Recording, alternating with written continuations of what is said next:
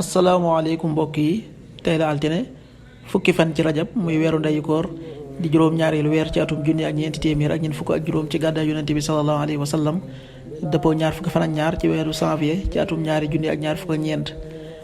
fukki fan bokkul ci lim yu fàtt yi lim bu rafet la kon tey ci altine ji rafet na li ñu ci gën a taamu mooy ku ca daloo wala ku ca watu. altine ju nekk sunna la ci ku ko man mu woor ko. ñaanu bis bi: yow sama boroom yàlla na nga ma jéggal, yàlla na nga ma baal, yow yaay baalekat bi tey yërëmekat bi. rabbi xfir lii wa tub alayya innaka anta tawaabu rahim. rabbi xfir lii wa tub alayya innaka anta tawaabu rahim.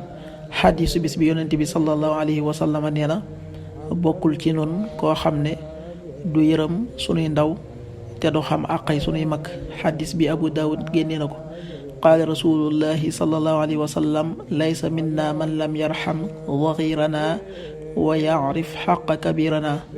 axrajahu Abu Daawud.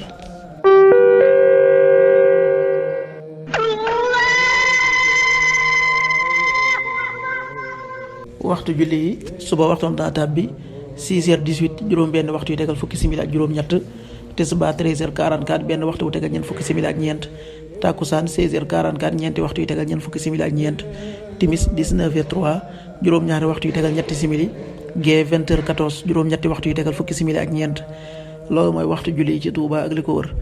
bu fekkee ne ko Touba soo ko féetee penku ñaar fukk ak juróom-ñaari kilomètre dina wàññil benn simili. soo ko féetee sowwu ñaar fukk ak juróom-ñaari kilomètre dina yokkal benn simili. soo ko féetee gànnaar wala Saalum téeméeri kilomètre dina yokkal benn simili. jant bi dana fenk 7h33 juróom-ñaari waxtu yu tegal fanweeri simili ak ñett. di so 18h59 juróom benn waxtu yu tegal juróom fukki simili ak juróom-ñeent. yàlla na nu yàlla nangul te nangul leen amin.